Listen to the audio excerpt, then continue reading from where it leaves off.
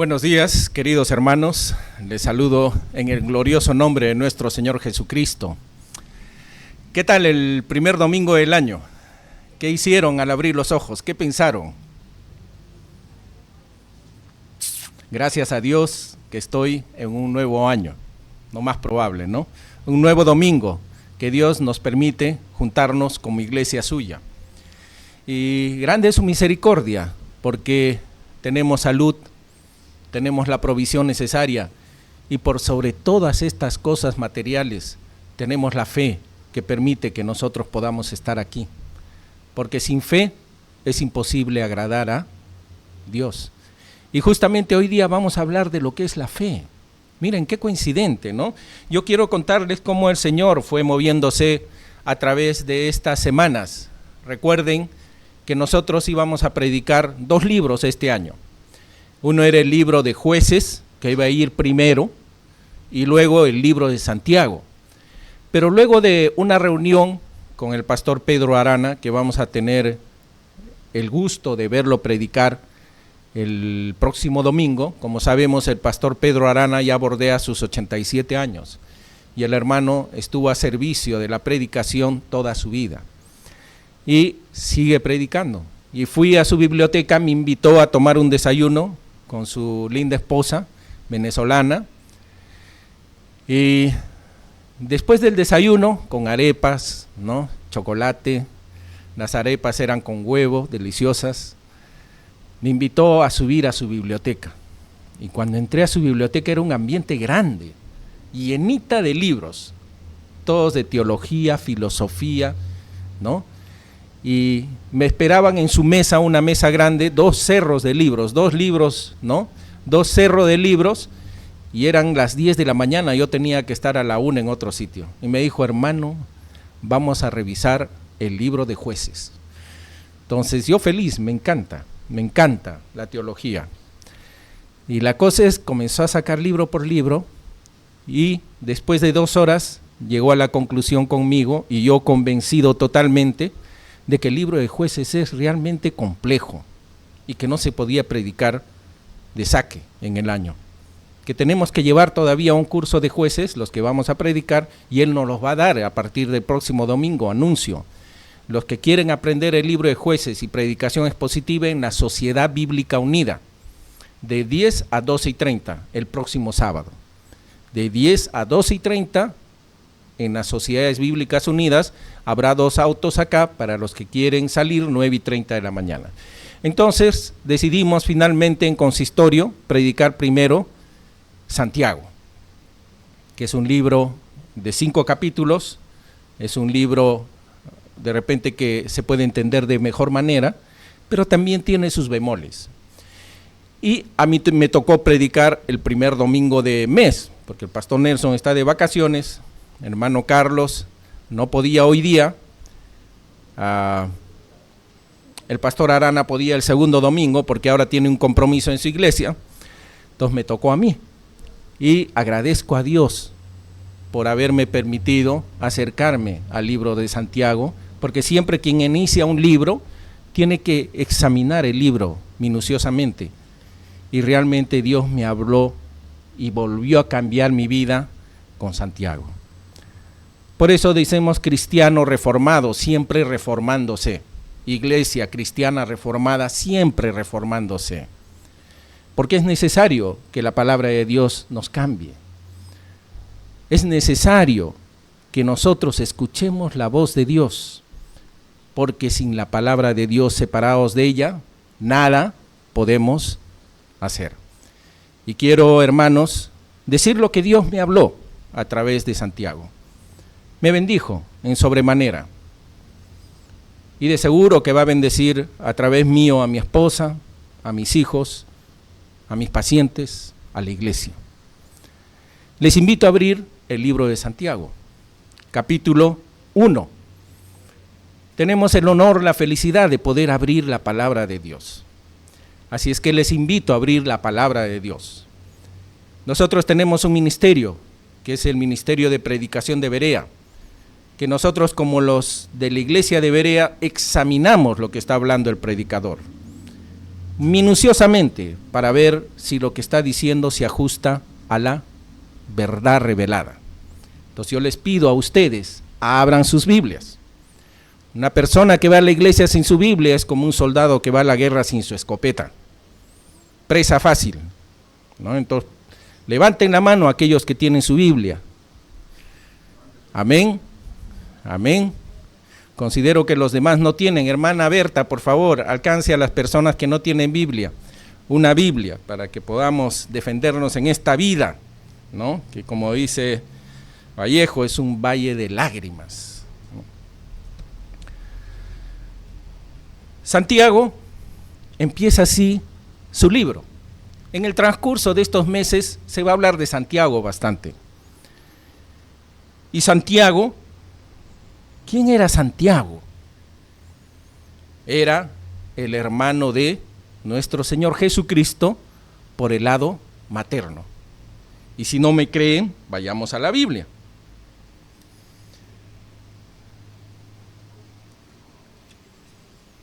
Dice acá en Mateo 13, capítulo 13, versículo 53, dice así. Aconteció, Mateo 13, versículo 53, aconteció que cuando terminó Jesús estas parábolas, se fue de ahí. Estaba en Nazaret Jesús, su tierra donde creció. Y venido a su tierra les enseñaba en la sinagoga de ellos, de tal manera que se maravillaban y decían, ¿de dónde tiene esta sabiduría y estos milagros? ¿No es este el hijo del carpintero? ¿No se llama su mamá María y sus hermanos Jacobo, José, Simón, Judas? Jacobo es Santiago. O sea, Jacobo es Tiago, ¿no? Es Tiago. Él se llamaba Tiago. Lo que pasa es que San es como San Juan, Santiago. ¿No están sus hermanos Jacobo, ahí está Santiago el mayor después del Señor Jesucristo, José, Simón, Judas? ¿No están todas sus hermanas con nosotros? ¿De dónde pues tiene todas estas cosas? Y se escandalizaban de él, pero Jesús les dijo, no hay profeta sin honra, sino en su propia casa, en su tierra. Y no hizo muchos milagros ahí a causa de la incredulidad de ellos. La Virgen María estaba casada, virgen, con José. Tenía un matrimonio santo, como es debido. Pero Dios, en su soberanía, decidió tomar a María para que viniera su Hijo, nuestro Señor Jesucristo, lo cual no invalidaba el matrimonio de José y María. Y así José y María, por eso dice, luego de que nació el Señor Jesucristo, José no la conoció hasta.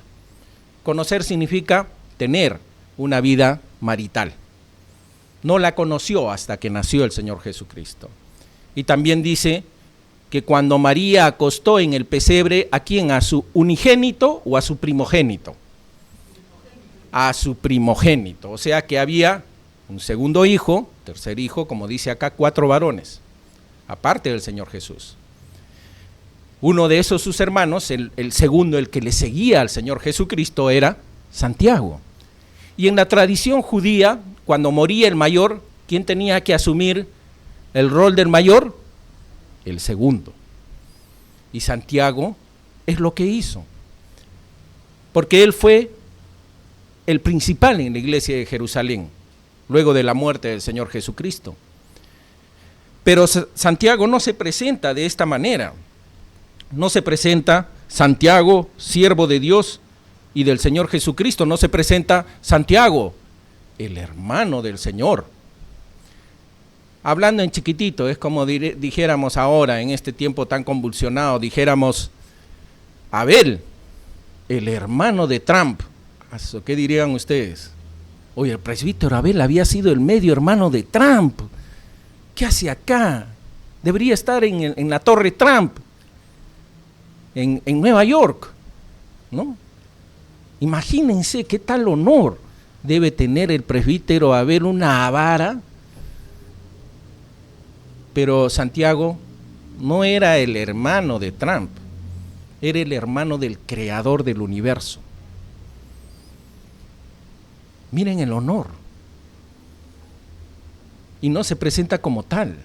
porque eso le hubiera dado bastante poder en ese tiempo. Decir, yo soy el hermano de vuestro Señor, de vuestro Creador, de vuestro Dios, yo soy el hermano. Entonces presentaría Santiago, el hermano del Señor Jesucristo. Pero ¿cómo se presenta? Santiago, siervo de Dios. ¿Y por qué dice siervo de Dios? Porque él siempre pensó que servía a Dios, como todo judío. Y nunca le siguió a su hermano. No fue su discípulo. Era el que le seguía, quizá con el que conversaba en la misma habitación, al que le contaba de repente sus cosas, como un hermano. Pero llegó a tal punto de pensar con sus otros hermanos que Jesús estaba loco. Santiago, ¿qué tal honor vivir con el Creador del universo? Dormir con Él en la misma habitación, comer en la misma mesa, y de ahí decir que está loco. Y no acompañarlo en sus penurias, como debe hacer un hermano. No acompañarlo en su sufrimiento, no acompañarlo en sus 3 años de ministerio. Lo acompañaron extraños, no su familia. ¿Santiago servía a Dios? La pregunta. No. ¿Creía servir a Dios? ¿Tenía fe? No. Creía tener fe. Creía adorar a Dios. Creía ser salvo. La pregunta es, para este año, para cada uno de nosotros, hermanos, y me la hice yo, ¿vuestra fe es real? Porque yo ya no la hice, no puedo hacerme 2 veces la pregunta. Les hago a ustedes ahora, porque me tocó. ¿Vuestra fe es real? Santiago no tenía una fe real. Creía él, pero no era real. Porque si hubiera sido real, hubiera acompañado a su hermano. Hubiera estado en la cruz, así como María Magdalena y Juan y María, su madre. No estuvo. Ya después, cuando el Señor Jesucristo en su misericordia, resucitado, se le aparece a Santiago. Miren, cuánta misericordia tenía el Señor Jesucristo. No quería que su hermano se pierda, su medio hermano, y tuvo compasión de él, a pesar de que su hermano le dio la espalda, el que debía seguirlo, y todos sus hermanos. La pregunta es, ¿nosotros somos hermanos de Cristo? ¿Tenemos el mismo Padre? ¿Nosotros acompañamos a Cristo? ¿O somos como el Santiago, que quizá Cristo había perdido la razón? Los cristianos están medios locos. ¿Nuestra fe es verdadera? Y de eso se trata la prédica de hoy día. ¿Tenemos la fe que soporta la prueba? Porque sabemos, queridos hermanos, si nosotros vamos a comprar algo valioso, quizá una joya preciosa, un diamante, y vamos a invertir un montón de dinero, vamos a regalar un anillo de bodas, pues no nos aseguraríamos que el diamante sea verdadero. Tendríamos que hacerle las pruebas, para saber si ese diamante es verdadero, o si el oro que contiene el diamante es verdadero, porque vamos a invertir cosas materiales. Si nosotros exigimos pruebas en cosas materiales, ¿cómo no exigiremos pruebas de nuestra vida eterna si realmente nosotros somos salvos? Porque nosotros somos salvos por Jesucristo, pero por medio de la fe. Jesucristo no va a fallar, pero quizá nuestra fe no es verdadera. Somos salvos por Jesucristo por medio de la fe verdadera. Pero quizá nosotros solo confesamos que creemos. Así como Santiago decía, siervo de Dios, antes de de que se le apareciera el Señor Jesucristo y realmente tuviera la fe verdadera que viene del cielo, él tenía fe. Él creía en Dios, en Jehová, como todo judío. Creía en fe y le daba tranquilidad. Es como la persona que va a la procesión del Cristo morado. Va y le da tranquilidad. Cree en Cristo morado. Pero la pregunta será, ¿esa fe le salvará? ¿O esa fe le llevará al infierno? Esa es la pregunta que debemos hacernos cada uno de nosotros este nuevo año. ¿Cómo fue el año pasado? Santiago seguro tenía un encuentro, porque pensaba cómo fue cuando su hermano vivía y cómo es cuando él ya no está. Y había un encuentro con él mismo. Y por eso Santiago dice, siervo de Dios y del Señor Jesucristo. No dice hermano, dice siervo. Siervo viene del adjetivo griego que significa esclavo. Y no era un esclavo comprado, era un esclavo desde que nacía. Esclavo de nacimiento, porque Santiago sentía que había nacido desde el momento que creyó en el Señor Jesucristo. No como su hermano, como su Señor y su Salvador.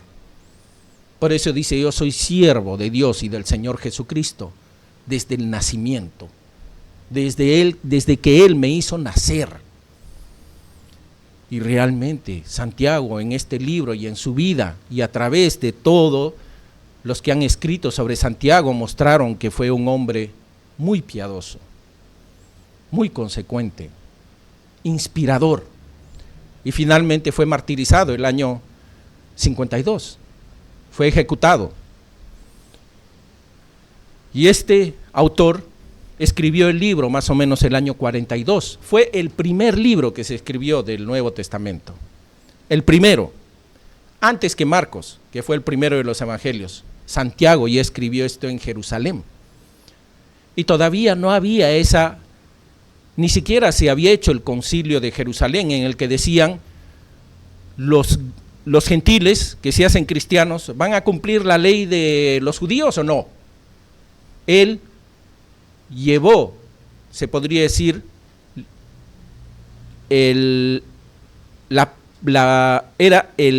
con Juan y con Pedro, eran las tres columnas de la iglesia de Jerusalén.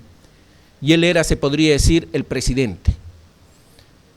Y ellos tres aprobaron que los gentiles que se convertían al judaísmo no tenían que cumplir la ley judía ceremonial, sino que solamente tenían que creer en Cristo, abstenerse de sangre y, obviamente, acordarse de los pobres. Y eso habla acá Santiago, habla bastante, no habla de la opresión que Pablo habla en Hebreos, la opresión del imperio o la opresión de los judíos organizados como religión en contra de los judíos cristianos. No habla de eso, no había esa situación, pero sí habla de las diferencias sociales, del abuso de los más poderosos por los más pobres, de la discriminación. Aquel que tiene un oro en el dedo y un vestido muy fino, lo sientas adelante, y aquel pobre lo mandas atrás. ¿No te acuerdas de las viudas, de los huérfanos? Habla de esa situación, Santiago. Y ahora entiendo por qué en el concilio de Jerusalén él dijo y concluyó que no debían cumplir la ley ceremonial, pero sí que debían acordarse de los pobres. Santiago dice, y esto va a ser predicado ya en la tercera prédica, dice en el capítulo 2, versículo 14, hermanos míos, ¿de qué aprovechará si alguno dice que tiene fe y no tiene obras? ¿De qué sirve, dice Santiago? ¿De qué sirve que yo diga que soy hermano de Jesús y no hago nada por él? ¿De qué sirve de que tú digas que creo en Jesús y no se ve? ¿De qué sirve? Eso dice Santiago, y sigue Santiago, dice, ¿podrá la fe salvarle? ¿Saben? En la próxima prédica va a hablar de que toda buena dádiva viene del cielo, del Dios de las luces, toda buena dádiva. Pero también sabemos por la palabra de Dios que Satanás se disfraza como un ángel de luz y te hace creer una fe que no salva. Sí, una fe que no salva. Peor aún, es una fe que te hace comprar un diamante falso. Y cuando estás en tu lecho de muerto, en tu lecho de muerte, ya por cerrar y expirar, dices, me engañaron. Porque ves tu vida y te das cuenta que era una fe falsa.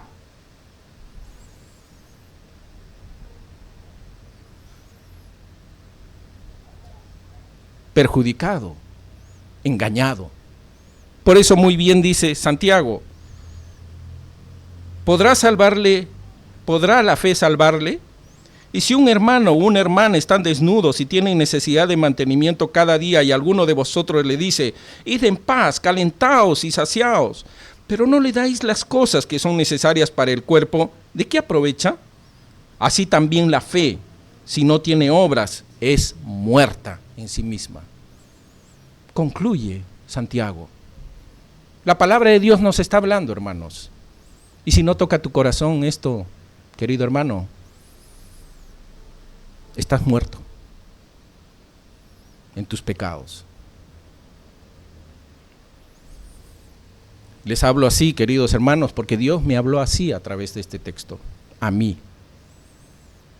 Me hizo reflexionar, me hizo plantearme nuevos objetivos este año y ver mi pecado del pasado, así como Santiago lo vivió.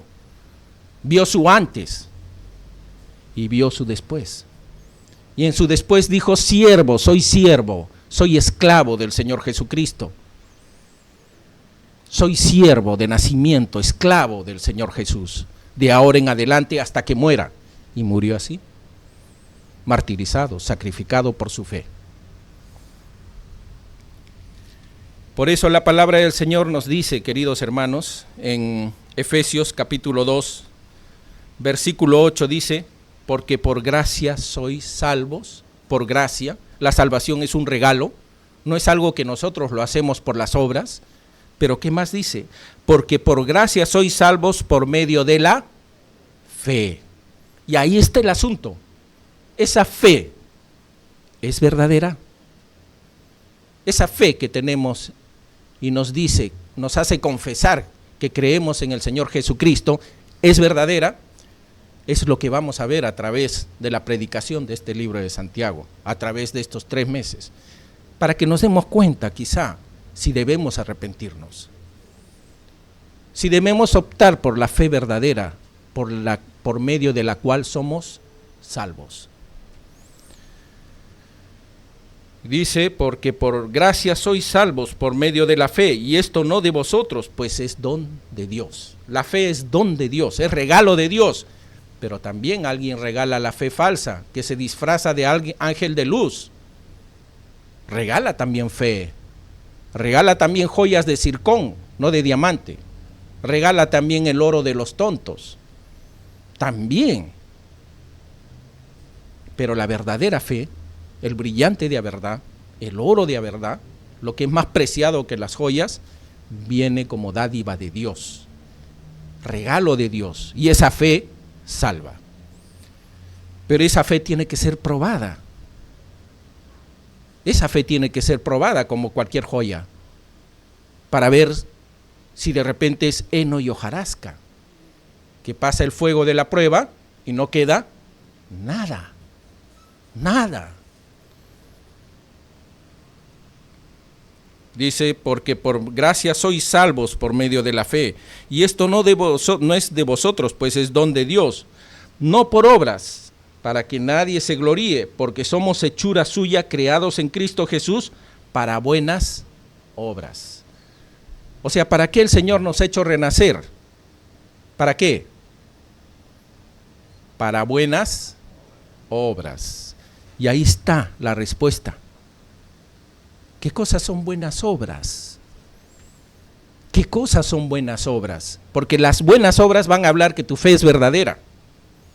Pero la pregunta es, ¿qué cosas buenas obras? De repente buenas obras para un católico es ir y vestir una estatua, regalarle una estatua, juntar sus joyas, ponerle oro a su vestido, ¿no? Llevarlo en andas, vestirse de azul un año, o de morado diré. De repente para él es buenas obras, pero ¿será las obras que Dios quiere?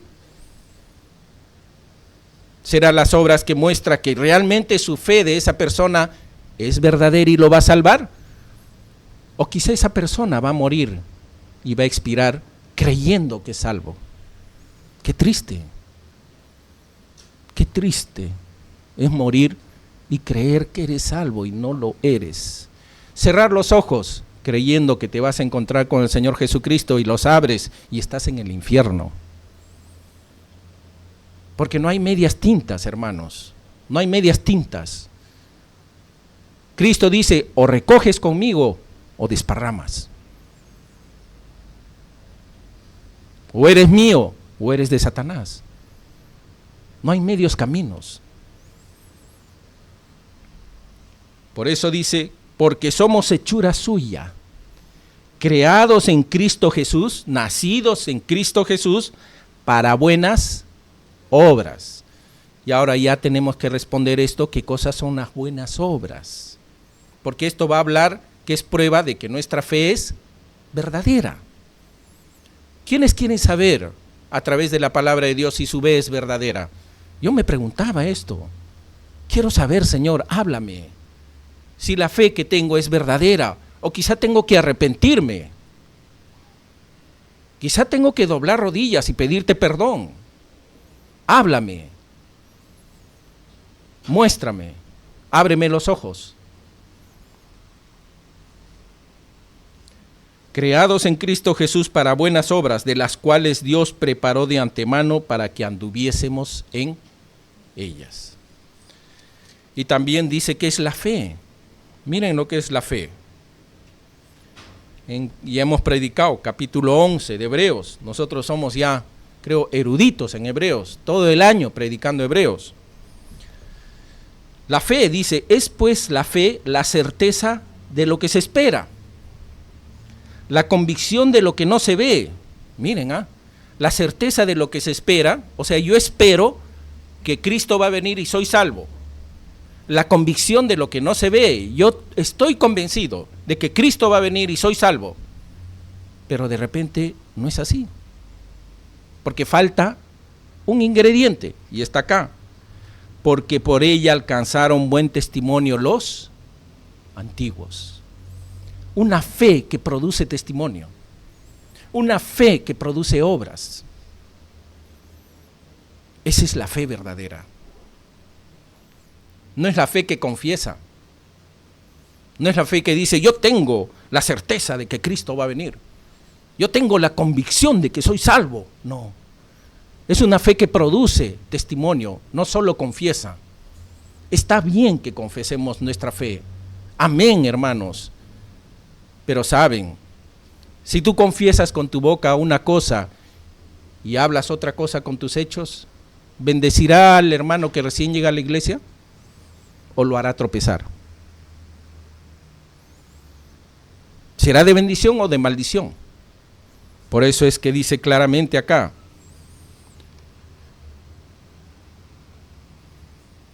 esto es un poco fuerte, ¿no? Por tanto, dice Filipenses capítulo 2, versículo 12. Filipenses capítulo 2, versículo 12 dice, por tanto, el apóstol Pablo, amados míos, como siempre habéis obedecido, no como en mi presencia solamente, sino mucho más ahora en mi ausencia, ocupaos en vuestra salvación con temor y temblor. Ocupaos en vuestra salvación con temor y temblor. Teman al cuidar su salvación, tiemblen al pensar en su fe, en su testimonio. porque Dios es el que en vosotros produce así el querer como el hacer por su buena voluntad. Todos ya tenemos ahorita el deseo de saber si nuestra fe es verdadera. Algunos están durmiendo, quizá ya tienen una fe verdadera y no necesitan escuchar la palabra de Dios. Dice la palabra del Señor en Santiago, nos da 5 formas que debemos anotarlo, queridos hermanos, porque esto lo saco de un comentario de MacArthur. Es un erudito en el estudio de Santiago, ya ha fallecido hace poco, y saqué esto del libro de MacArthur, el comentario de Santiago de MacArthur, John MacArthur, y decía que este texto de Santiago, nosotros tenemos siempre las dudas son naturales, sobre todo en los momentos de prueba, en los momentos de dificultad dudamos, queridos hermanos, dudamos si nuestra fe es verdadera. ¿Quién no lo ha hecho? Una vez el pastor Roberto Woodson me dijo, yo tenía eso en la cabeza, pastor, en Cusco todavía, cuando era recién creyente. Con mucho temor le dije, pastor, ¿se puede dudar de la fe? Porque yo dudaba de que si soy salvo o no. Y me dijo muy sabiamente, ¿sabes? A ver, quien nunca duda de que es salvo, no es salvo. Qué sabio, ¿no? O sea, quien nunca duda de que es salvo, no es salvo. Porque no tiene cargo de conciencia, no tiene pecado delante de la santidad de Dios, nunca ve la santidad de Dios, entonces nunca duda, siempre está en lo correcto, porque no logra ver a Dios. ¿Sabes cuándo tú sabes que eres pecador? Cuando ves lo precioso que es el Señor Jesucristo, lo santo que es, lo bueno, lo misericordioso, lo perfecto, entiendes tu pecado y dudas si tú realmente amas a Dios como Él te ama. Y eso es lo que está pasando ahorita con cada uno de nosotros, con los que están despiertos, disculpen que repita.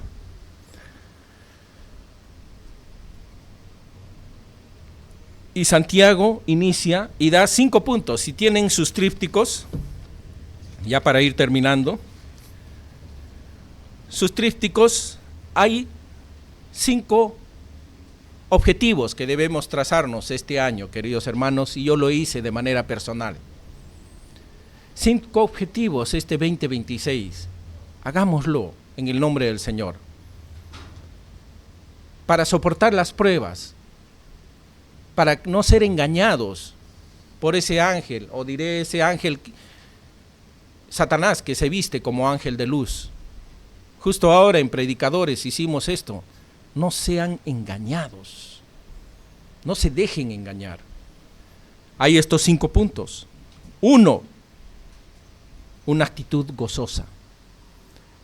En las pruebas, queridos hermanos, en las dificultades, debemos tener una actitud gozosa. Y la pregunta es, ¿por qué una actitud gozosa? Porque tenemos la batalla ganada. Si vamos a la palabra del Señor, en Romanos, dice así la palabra del Señor: y sabemos que a los que aman a Dios, todas las cosas les ayudan a bien. Todas, queridos hermanos. Todas las cosas ayudan a bien. Esto es, a los que conforme a su propósito son llamados. Versículo 31 de Romanos 8. ¿Qué pues diremos a esto? Si Dios es por nosotros, ¿quién contra nosotros? El que no escatimó ni a su propio Hijo, sino que lo entregó por todos nosotros, ¿cómo no nos dará también con Él todas las cosas? ¿Cómo podríamos dudar del amor de Dios y su protección si nos ha dado lo más preciado que tenía para que muera por nosotros? ¿Cómo no vamos a estar gozosos en cualquier tribulación, en cualquier prueba, si sabemos que más allá nos espera Jesucristo? Imagínense Santiago, que iba a morir y sabía que se iba a ver con su Señor, el que en la tierra fue su medio hermano, el gozo que sentía cuando lo iban a martirizar. Como Pablo decía, para mí el vivir es Cristo y el morir es ganancia. Y decía, ¿dónde está tu aguijón, oh muerte? ¿Qué me puedes hacer ahora? Si el Señor Jesucristo dice, yo soy la resurrección y la vida, el que cree en mí, aunque muera, vivirá. ¿Qué te puede asustar con esas declaraciones? ¿La muerte? ¿La enfermedad? ¿El dolor? ¿Qué te puede asustar? Dime, para que no estemos gozosos.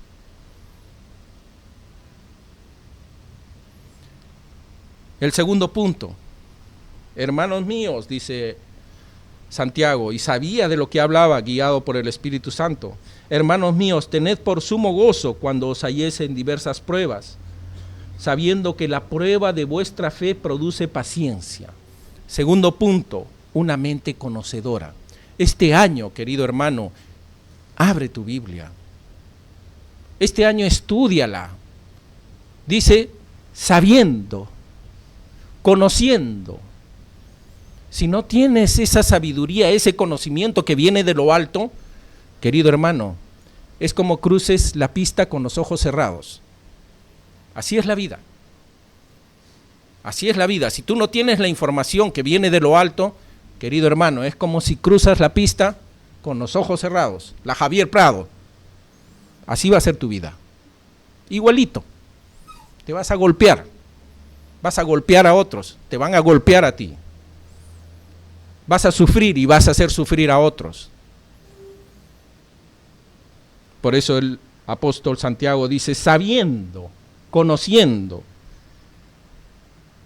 que la prueba de vuestra fe produce paciencia. Yo por la palabra de Dios sé que la prueba me va a hacer más fuerte espiritualmente si la paso adecuadamente. Me va a hacer más fuerte. Ahora el mundo tiene sus conceptos. El mundo dice, a mí si me atacan y me dañan, si no me matan, me hacen más fuerte. ¿Eso no dice el mundo? Aquello que no me mata, me hace más fuerte. Eso dice el mundo. Habla de fortaleza ante una adversidad. Pero la paciencia, en el término que usa el griego, es no solamente ser cada vez más firme con las pruebas, sino es seguir haciendo el bien. No solamente es soportar, no solamente es aguantar, sino es, además de aguantar, haz algo bueno.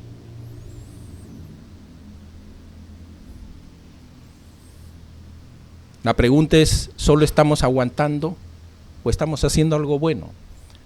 En la casa, en el trabajo, en la iglesia. Entonces, una mente conocedora. Tenemos que escuchar a Dios. Saben, queridos hermanos, a veces yo recuerdo a mi hijo cuando tenía 4 años y corría a mí, a los brazos, feliz, feliz, se tiraba a mis brazos. Pero cuando ya es adolescente, ya no se tira fácilmente a los brazos. Ya hasta para darte un beso, ¿no?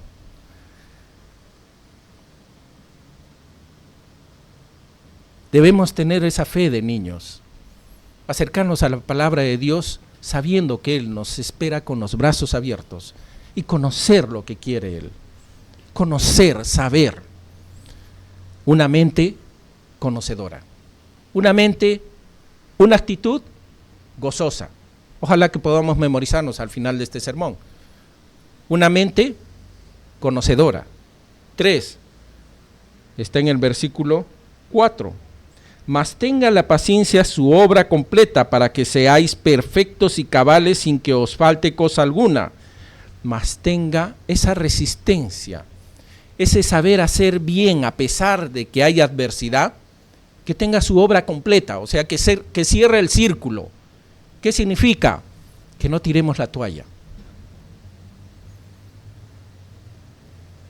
Si nosotros empezamos sirviendo este año a la iglesia, terminemos el año sirviendo a esta iglesia. Si decidimos tener una mente conocedora, va a haber adversidad, va a haber rutina, va a haber trajín, afán, afanado. Pero que se complete el círculo, hay que ser dócil. Dice, una voluntad dócil, significa capaz de cambiar.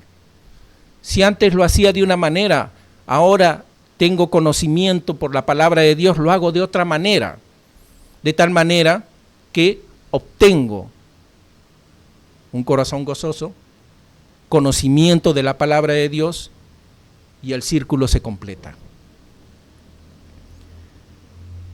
Y 4, esto es tan importante, queridos hermanos.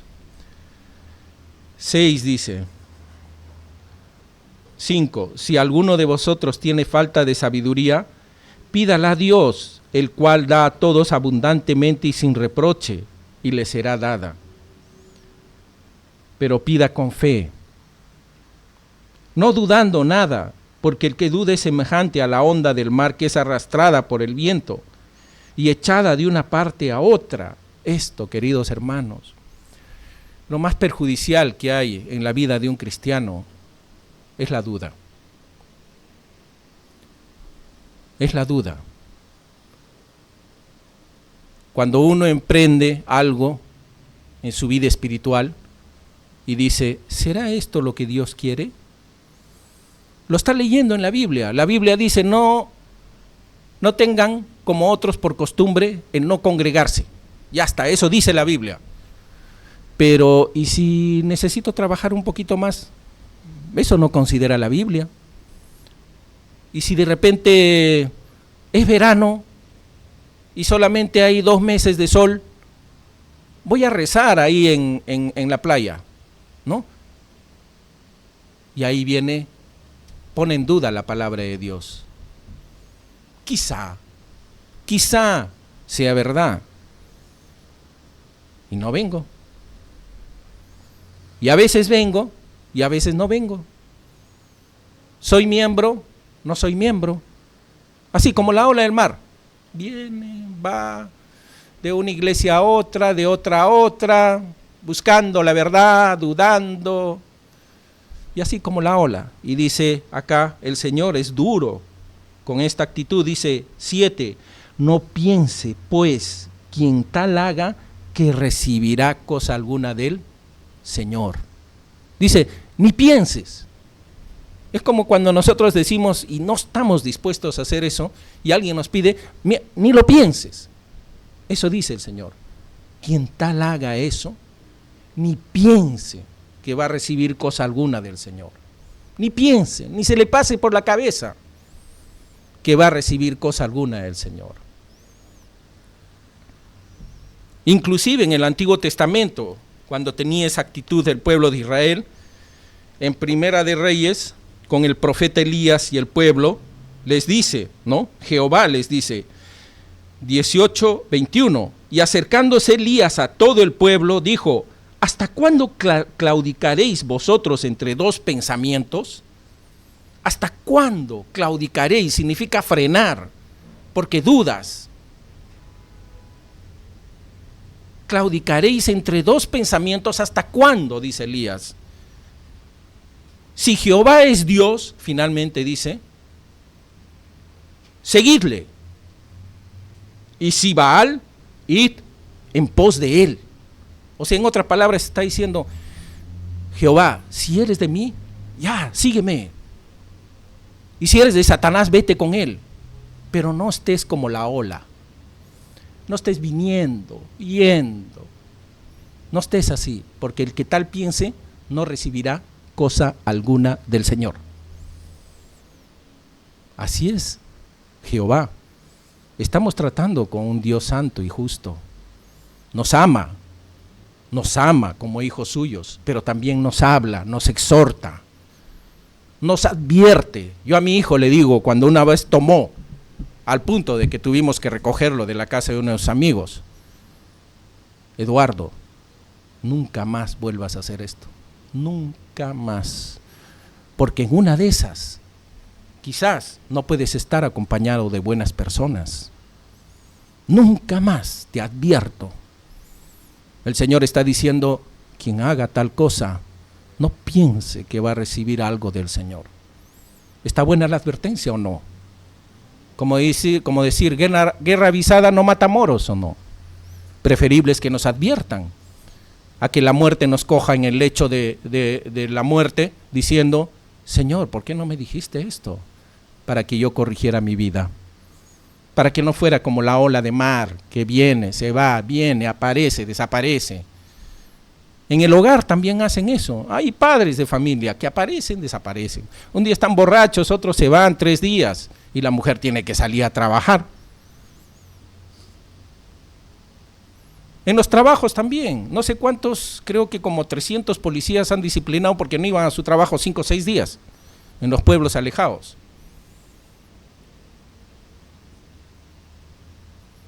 ¿Qué hablar de las autoridades en cuanto a su función?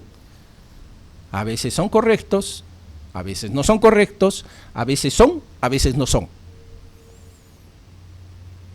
Y en la casa del Señor, ni qué decir. A veces parecemos cristianos, a veces no. Como la ola del mar, viene y se va. Quien tal haga eso, no piense que va a recibir cosa alguna del Señor. Finalmente habla lo que es a los pobres, a los que han de repente menos afortunados. Y Santiago tenía mucho amor por las personas desafortunadas, hablando desde el punto de vista material, y luchaba por ellos. Y a ellos dice en el 7, no piense pues quien tal haga que recibirá cosa alguna del Señor. El hombre de doble ánimo es inconstante en todos sus caminos. Y el 9 dice, el hermano que es humilde, de humilde condición, gloríese en su exaltación. Queridos hermanos, ¿cuánto dura la vida?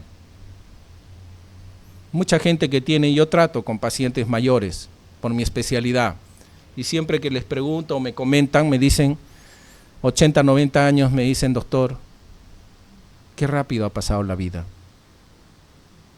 Qué rápido ha pasado la vida. Y Eclesiastés dice que la vida es un chispazo en relación a la eternidad que nos toca vivir. Un chispazo. Esa es nuestra vida, nuestros 80 años promedio. Algunos que son más fuertes, 90, 100. Es un chispazo, se acabó. De pronto, tu corazón deja de latir. Y no es que estás debajo de la tierra, porque cuando uno cierra los ojos, pasa el tiempo, ya no hay tiempo. Nos desconectamos del tiempo, de la materia, y abrimos al juicio. Ya terminó el tiempo. Expiramos, cerramos los ojos, abrimos a la nueva realidad, porque ya no hay tiempo, nosotros estamos en el tiempo. Y ahí es que nos damos cuenta dónde vamos a pasar la eternidad. Y este es el aviso. La palabra nos está diciendo dónde vamos a pasar la eternidad. Y les dice a los pobres, ustedes más bien son bienaventurados, porque tienen más fe que el rico. Porque ustedes tienen que orar para comer al día siguiente. El rico no, tiene para un año. Más bien pónganse a pensar, dice, exáltense, dice, en su condición, gloríense en su exaltación. Dios escogió a los humildes, a los desafortunados, para que tengan más fe, a los que sufren dolor, a los que tienen una enfermedad crónica, a los que quizá no tienen padre, tienen oportunidad de tener más fe, de aferrarse a Dios y tener esa fe bendita que viene de los cielos, que me da gozo en las pruebas, acercarme a la palabra de Dios. Y a los ricos, a los afortunados, les dice, pero el que es rico, gloríese obviamente en su humillación, porque él pasará como la flor de la hierba, porque cuando sale el sol, con calor abrasador, la hierba se seca y su flor se cae. Normalmente, Ivonne, ahora último, no es de siempre, me gusta comprarle unos lirios, ahí por el Sanjón, los sábados. Y como son un poco caros, digo, ojalá que duran estos lirios, pues una semana, digo, ¿no? Pero me doy cuenta, trato de comprar los que tienen como botones, más botones que flores, ¿no? Y esos botones duran, ¿no? 5 días, ya se están abriendo todos, y de las flores bonitas, de las más bonitas, se comienzan a secar y a caer. La belleza termina en el suelo y en la basura. Así es nuestra vida. Los que de alguna manera tenemos la dicha de disfrutar ciertas cosas, o que hemos emprendido y nos ha ido bien, se va a secar, hermanos. Como dicen, no nos vamos a llevar ni las zapatillas con las que nos levantamos de la cama al baño. Se va a secar como una flor y va a caer. Así dice. Pero el que es rico en su humillación, porque él pasará como la flor de la hierba, porque cuando sale el sol cae calor abrasador, la hierba se seca, su flor se cae y perece su hermosura apariencia. Así también se marchitará el rico en todas sus empresas, en todas. Porque como dije, cuando morimos no nos llevamos nada. En resumen, querido hermano, quiero leerles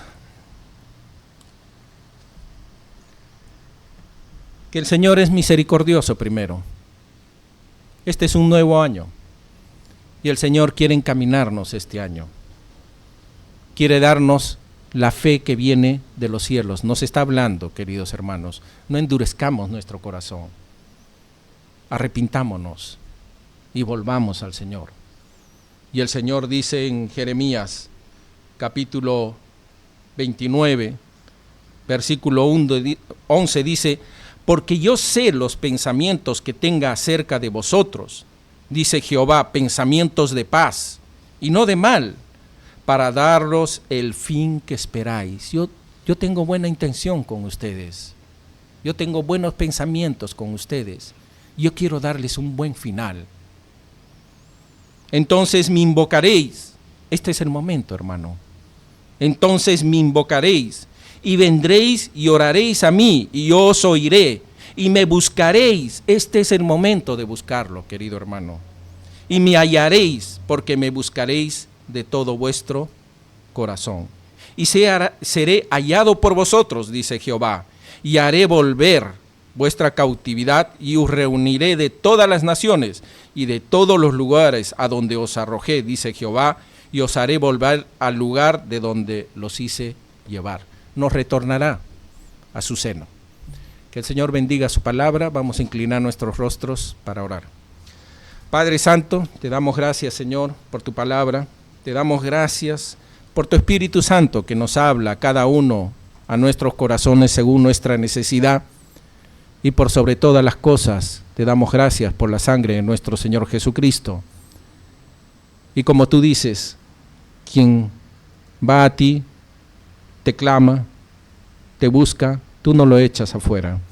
Ayuda, Padre, a nuestra mente, nuestro corazón a arrepentirnos y proponernos este nuevo año una nueva fe, Padre, una fe renovada, una fe gozosa, una fe conocedora de tu palabra, una fe dócil de cambiar. Líbranos de la duda, Señor, líbranos de la inconstancia, y haznos humildes. En el santo nombre de nuestro Señor Jesucristo te oramos. Amén.